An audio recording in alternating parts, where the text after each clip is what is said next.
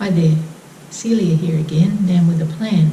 A few things have come to mind that I thought I'd like to share with you over the last few months that we've been coming and going to the farm. We haven't actually made our move yet, but we do come for maybe 4 or 5 days at a time, and we'll go home for a week, maybe 2 weeks, come back for another week.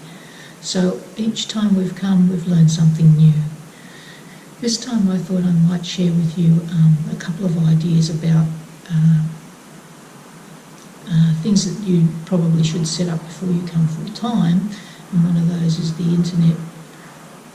We set it up as quickly as we possibly could because we're so used to having fast internet at home. I couldn't do without it here. So we set that up, but in saying that, it wasn't as easy as we thought because we didn't have a phone line coming into this property. So we had to look elsewhere for a rural broadband service that was a wireless one. And they do have different options. You have wireless, satellite, and the wireless was the most favourable one for us price-wise, and it was easy to set it up. We didn't have to put a dish on the roof or anything. But we got that set up, but we did have to search around to find a provider because they're not always the same providers that you'll get in the city. So we did do that, and just ensure that you get that set up soundly before you get here. The other thing I wanted to tell you was the grass growing really fast in the summertime and keeping things under control on the property, because we have 10 acres. I don't know how many acres you have, but 10 acres is still, it's not huge, but it's still a lot to keep under control without having a ride-on mower, which we didn't have. So we thought what we'll do is ask our neighbours if they wouldn't mind putting a couple of their animals on our property to keep our grass down.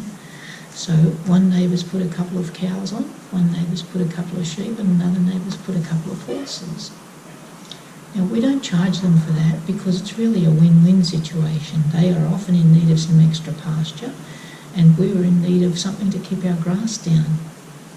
We don't actually have responsibility for the animals, except that we do provide them with clean drinking water in the drinking troughs that are fed from our dam. Now, having said that, keeping those drinking troughs clean was another thing I wanted to sort of bring your attention to as well, because when we first came, ours were full of green weed, discoloured, cloudy, horrible, because any type of debris that gets into the troughs creates bacteria, and all of this green weed and slime just keeps growing.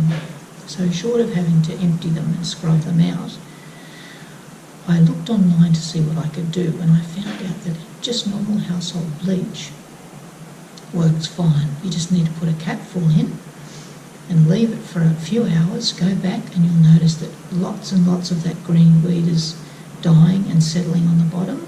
The water's starting to get clearer. Go back a few days later and it's perfect. Crystal clear water. All of the bacteria has been killed off. It doesn't harm the animals. And it's the same sort of thing as looking after your swimming pool, really. So that's another good tip that I've learned and thought that it'd be nice to share with you.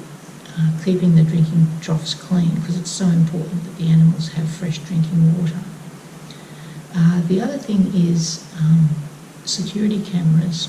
Because we're not here all the time, we haven't made our complete move yet. We still keep our house in the city.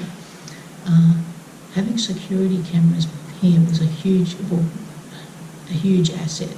A big investment, but a huge asset, because we've got the alarm set up on our phone, so if anyone comes on the property that we don't expect, or any animals might get out, the cameras cover that and they alert us to that.